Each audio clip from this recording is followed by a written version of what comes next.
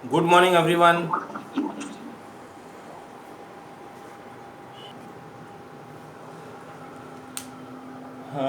Let us solve question number 3 of exercise 8.1 on page 172. It is related to function which is called greatest integer function और floor function भी कहते हैं इसको. तो इसमें हमको all points of discontinuities find करनी है. इंटरवल दिया है बुक में ओपन इंटरवल -3 से 2. हम सेमी क्लोज्ड इंटरवल लेकर चलते -3 से क्लोज्ड और 2 से open. Now this function is f of x equal to, अभी -3 से -3 से -3 -2 -1 0 1 2 ऐसे जो सब इंटरवल है जहां जहां इंटीजर्स आ रहे उस पर ब्रेक करके ये फंक्शन को लिखते हैं. तो फॉर x बिलोंग्स टू -3 से -2, -2 की तरफ इसको ओपन किया है. Next for x belongs to -2 से -1, फॉर x बिलोंग्स टू -1 से 0, फॉर x बिलोंग्स टू 0 से 1 और फॉर x बिलोंग्स टू 1 से 2. अब ये जो सेमी क्लोज्ड इंटरवल है, मतलब इसको यदि इंक्लूड किया और इसको एक्सक्लूड किया तो इसमें ग्रेटेस्ट इंटीजर इज नेचुरली -3. तो दिस इज ग्रेटेस्ट इंटीजर, तो f of x will be -3 for x in semi closed interval -3 से -2. अब नेक्स्ट इंटरवल में अब ये 2 यहाँ इंक्लूडेड नहीं, -2 यहाँ इंक्लूडेड नहीं है, ये नेक्स्ट में इंक्लूडेड है. -2 से ये -1, तो यहाँ पर ग्रेटेस्ट इंटीजर इज -2. तो जब भी कोई x लिखा जाएगा मीन्स f ऑफ से -2, इसकी वैल्यू आ गई क्योंकि यही इंटीजर है ग्रेटेस्ट इज -2. f ऑफ -1.5, यदि ऐसा होगा, अब ये -1.5 कौन से इंटरवल में बिलोंग कर रहा, -2 से -1 में, और greatest integer is -2, so value of this is -2. और आगे इसी तरह से बढ़ते जाते, तो इसके लिए f ऑफ x हो गया -2, ये इंटरवल के लिए f of x will be -1, ये इंटरवल में 0 और इस इंटरवल के लिए 1. इसका ग्राफ ड्रॉ करते हैं. ग्राफ कैसा होगा देखिएगा.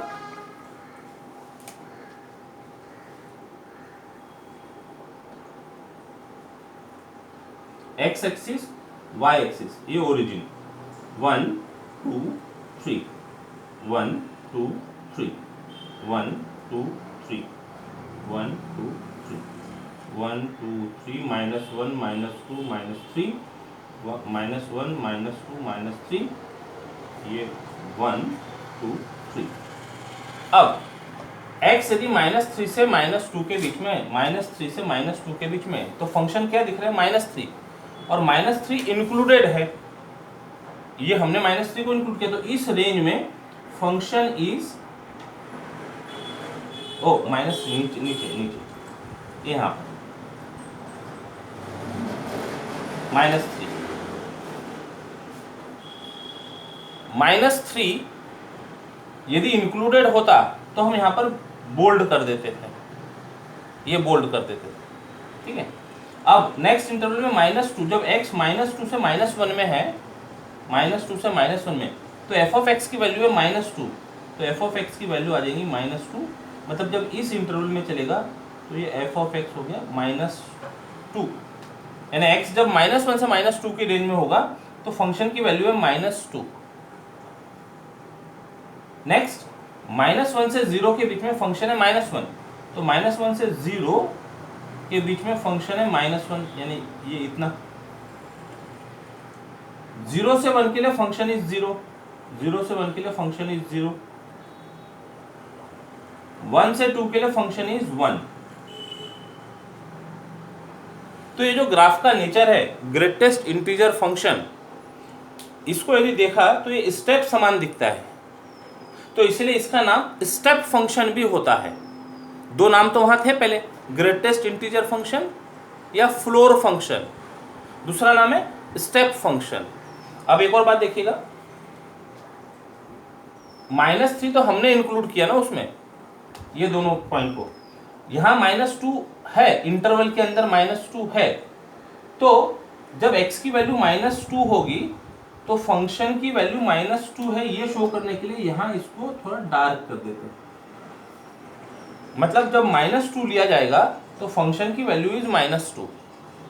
इसी सेंस में यदि x जब -3 रहा होगा तो f ऑफ x है -3। जब x -3 रहा होगा तो f of x will be -3। जब x -1 होगा तो f ऑफ x इज -1।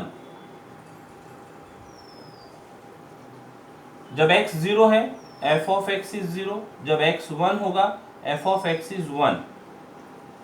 इसका मतलब यदि मान लो हम यहां से पार्टीशंस ड्रॉ करें,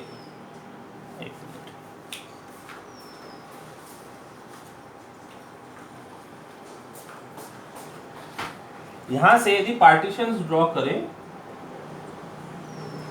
ये -1 पर पार्टीशंस ड्रॉ करें, 0 पर तो है ही, 1 पर पार्टीशन ड्रॉ करें, तो लेफ्ट लिमिट और राइट लिमिट फाइंड करते समय ये ध्यान रखना होगा, और वैल्यू फाइंड करते समय वैल्यू क्या है, -1 पर फंक्शन की वैल्यू क्या है, लेफ्ट लिमिट क्या लेनी होगी, राइट लिमिट क्या लेनी होगी, वो सब अभी हम डिस्कस करेंगे।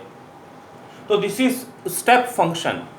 अब जहां जहां इंटरवल ब्रेक हुआ है वो पार्ट्स पर हम कंटिन्यूटी चेक करेंगे, क्योंकि सभी जगह कांस्टेंट फंक्शन है, तो कांस्टेंट फंक्शन तो अपने आप में कंटिन्यूस होते हैं, लेकिन जहां से इंटरवल ब्रेक हो रहा है ऐसे पॉइंट पर चेक करते हैं।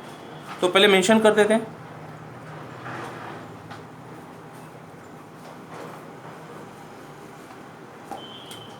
फिगर और graph, the graph of f of x is equal to floor x on -3 से 2 is as shown in figure। हाँ, कितने पार्ट में डिवाइड किया हमने इसको, 1 2 3 4 5 सेगमेंट्स में डिवाइड किए। f of x is divided into 5 segments, 5 segments, और सभी सेगमेंट में कांस्टेंट फंक्शन है। f of x is divided into 5 segments as constant function on each segment, और पार्ट्स बोल सकते हैं each segment। Therefore we check, और कांस्टेंट फंक्शन कंटिन्यूस होता है, मतलब इस इंटरवल में फंक्शन कंटिन्यूस है, इस इंटरवल में फंक्शन कंटिन्यूस है। हमको जहां इंटरवल ब्रेक हो रहे हैं वहां उसकी कंटिन्यूटी चेक करनी होगी। f of x is divided into 5 segments as constant function on each interval which are continuous in each interval, each sub intervals। we check continuity at breaking points,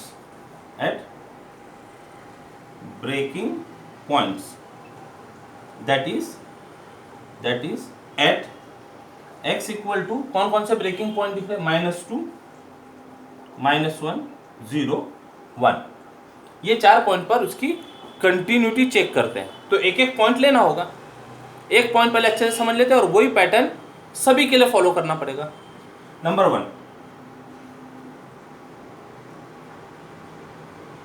eight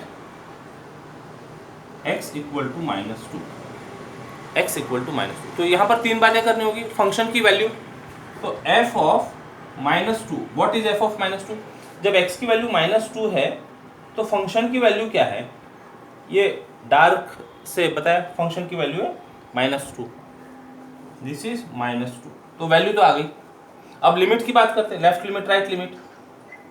अच्छा पहले इतना note down कर लीजिए, इतना note down कर लीजिए,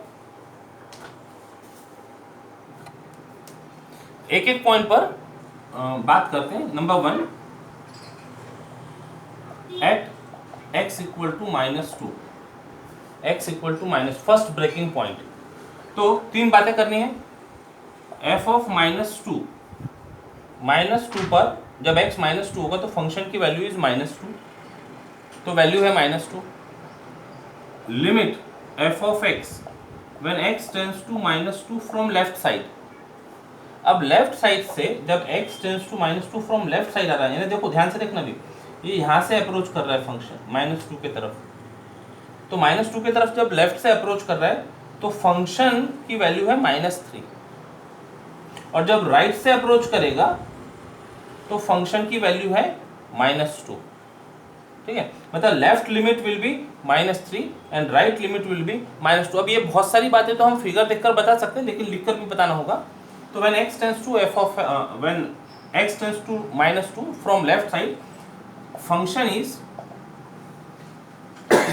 x tends to -2 from left side, तो function is -3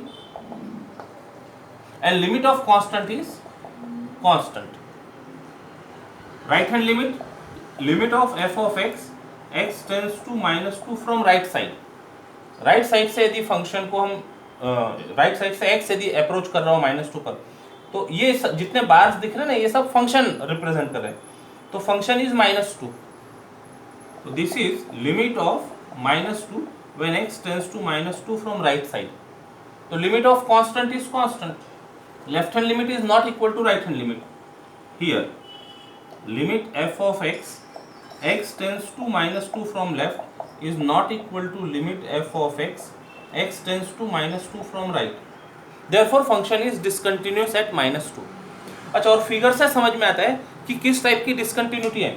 jump हो रहा है, फंक्शन जंप हो रहा है, तो ये जितने भी इंटीजर्स दिख रहे हैं, ये सारे इंटीजर्स पर एक चीज समझ में आ गई, यदि एक पॉइंट समझ में आ गया तो यही सारे पॉइंट्स पर रिपीट करना होगा, और हर पॉइंट पर फंक्शन को जंप डिसकंटिन्यूटी दिख रही है।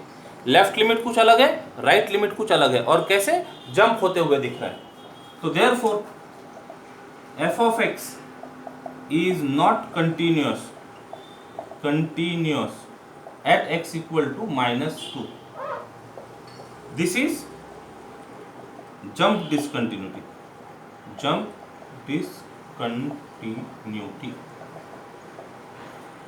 ये हो गया पॉइंट -2 को डिस्कस किए, जो ब्रेकिंग पॉइंट था। अब -1, यही पूरा प्रोसीजर जहां पर तुम्हारा -2 है वहां -1 लेकर फंक्शन चेक करना होगा, तो एक पॉइंट करते जाते हैं। पैटर्न यही रहेगा लिखने का, तो ये नोट डाउन कर लीजिए।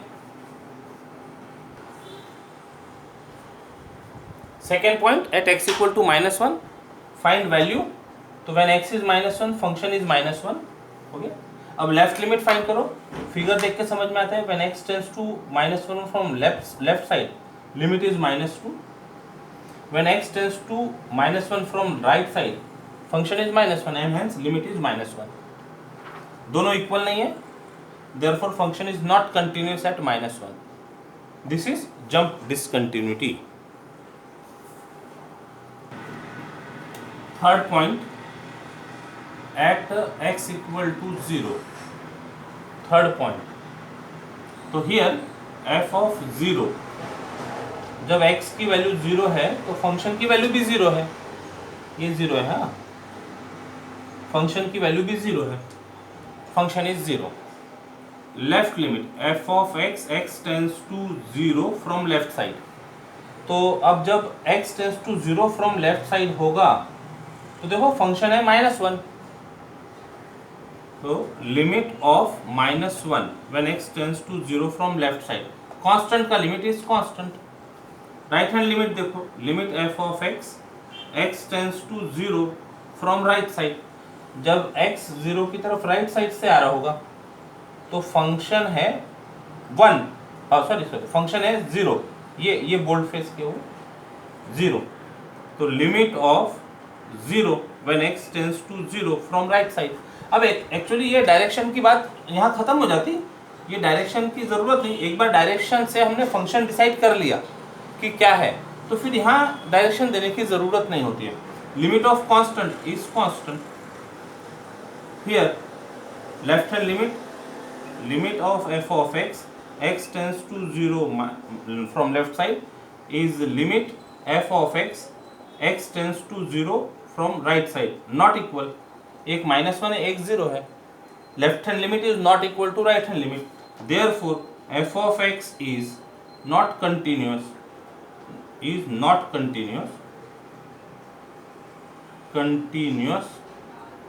at x equal to 0. This is jump discontinuity.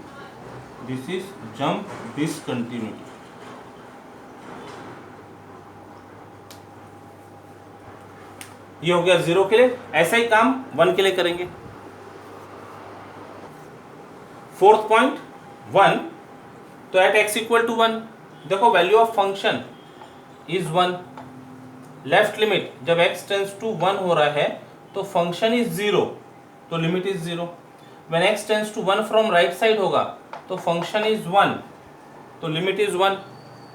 दोनों इक्वल नहीं है, left limit at 1 is not equal to right limit at 1, function is not continuous at x equal to 1, this is jump discontinuity. ये केवल हमने अपने समझने के लिए लिख दिया। क्वेश्चन था find all points of discontinuity of given function, तो फाइनल आंसर लिख देते हैं, hence given function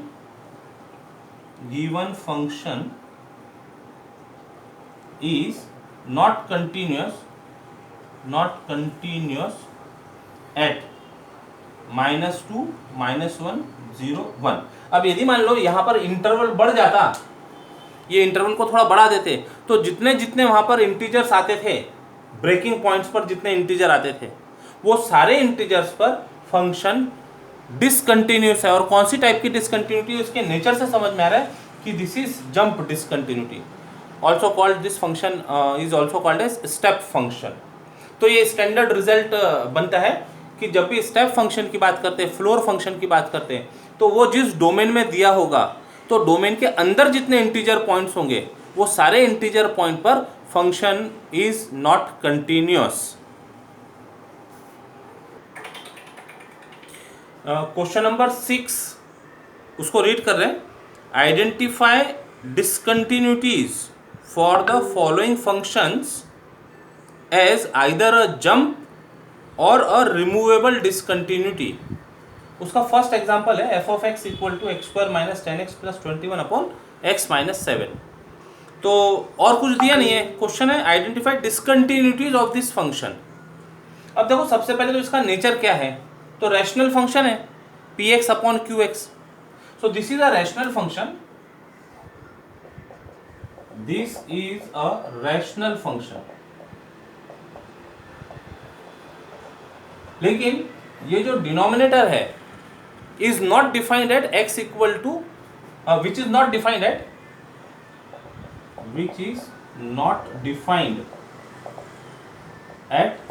x equal to 7, क्योंकि जैसे x इक्वल टू 7 रखेंगे तो ये डिनोमिनेटर 0 हो जाएगा, और डिनोमिनेटर 0 हो गया तो फंक्शन नॉट डिफाइन होगा। ठीक है, तो x इक्वल टू 7 पर फंक्शन डिफाइन नहीं है, therefore f of 7 is not defined. तो लिमिट फाइंड कर सकते क्या 7 पर, ये चेक करते हैं। Let us find limit of f of x when x tends to 7। तो लिमिट लेते हैं, limit f of x tends to 7। अब हमको वैल्यू तो नहीं मिल रही है, 7 पर फंक्शन की वैल्यू नहीं मिल रही है, लेकिन 7 के नियरनेस पर, 7 के काफ़ी क्लोज्ड इंटरवल पर, नेबरहुड में फंक्शन कैसा बिहेव कर रहा है, ये भी यदि पता चल जाए तो काम हो सकता है आगे का।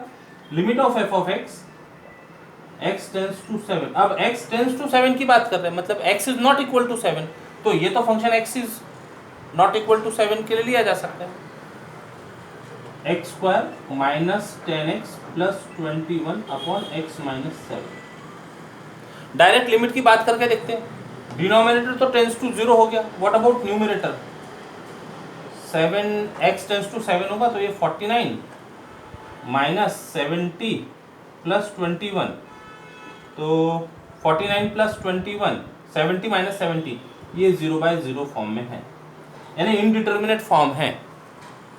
इनडिटर्मिनेट फॉर्म है तो इसको सॉल्व करना पड़ेगा। तो क्वाड्रेटिक फैक्टर है, क्वाड्रेटिक फैक्टर के क्वाड्रेटिक एक्सप्रेशन के दो फैक्टर बन सकते हैं क्या, इसके दो फैक्टर बन सकते हैं क्या? 21 के दो पार्ट्स जिसका सम -10 हो सकता है। 7 3 21, लेकिन एडिशन हमको चाहिए -10, तो दोनों को माइनस लगा देते हैं तो फैक्टर बन जाएंगे इसके। तो therefore limit of f of x tends to 7 is equal to limit x tends to 7, denominator तो x - 7 है और न्यूमरेटर में आ जाएंगे दो फैक्टर x - 7 x - 3। अब ये फैक्टर डिवाइड हो सकेगा तो पहले मेंशन कर दो reason, as x tends to 7 therefore x - 7 tends to, और x is not equal to 7 therefore x - 7 is not equal to 0, तो डिवाइड किया जा सकता है। So on dividing by x - 7 क्या बचा? Limit f of x tends to 7। देखो बार बार लिखना पड़ता है ये, यदि हम स्टार्टिंग में इसको l से डिनोट कर देते तो इतना काम लिखने का बच जाता है।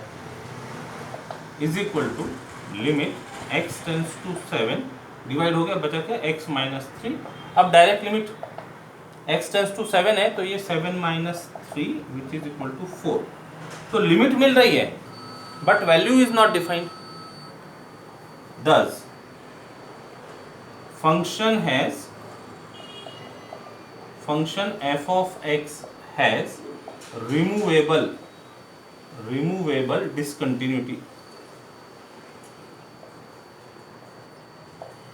क्वेश्चन था आइडेंटिफाई डिसकंटिन्यूटी, तो रिमूवेबल डिसकंटिन्यूटी मिल गई। लेकिन आप एक स्टेप और आगे लिख सकते हैं इसको, if we redefine the function on redefining the function as f of x equal to ये function x² - 10x + 21 upon x - 7 for x not equal to 7 and value लेना पड़ेगा। तो वैल्यू क्या लोगे? जो लिमिट आया है is equal to 4 for x equal to 7।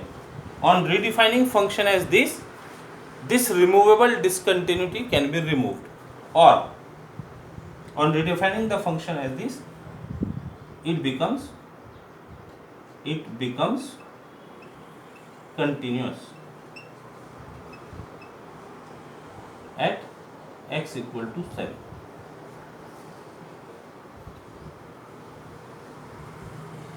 ये एक्स्ट्रा का पार्ट है। एक बार रिमूवेबल डिसकंटिन्यूटी मिल गई तो हमको फंक्शन को रीडिफाइन करते आना चाहिए। तो रीडिफाइन करते समय क्या करते हैं, जहां वैल्यू नहीं मिल रही हमको, 7 पे वैल्यू नहीं मिल रही थी, तो वो वैल्यू क्या सपोज की जाती है? जो लिमिट आ रही है। अब ये फंक्शन कंटिन्यूस हो गया एट x इक्वल टू 7 पर। एक पॉइंट यहां पर ऐड कर सकते हैं, this is rational function which is continuous for all x belongs to R except at x equal to 7। क्यों? क्योंकि डिनोमिनेटर 0 हो जा रहे हैं। तो continuous for all x except 7। तो 7 पर क्या है नेचर उसका? कंटिन्यूस है कि डिसकंटिन्यूस है, ये फाइंड कर लेते हैं। Since f of 7 is not defined, 7 यदि रखा तो डिनोमिनेटर 0 बन जा रहा है। आगे की बात बाद में करेंगे, न्यूमरेटर का क्या होता है नहीं होता है। डिनोमिनेटर 0 हो जा रहा है तो फंक्शन इज नॉट डिफाइंड, और फिर हमने लिमिट फाइंड किया तो समझ में आया लिमिट तो मिल रही है, वैल्यू नहीं मिल रही है। तो ऐसी सिचुएशन रिमूवेबल डिसकंटिन्यूटी की हो जाती है। आज यहीं रुकते हैं, कल और इससे रिलेटेड कुछ प्रॉब्लम सॉल्व करेंगे। Till then take care, bye bye, जय गणित।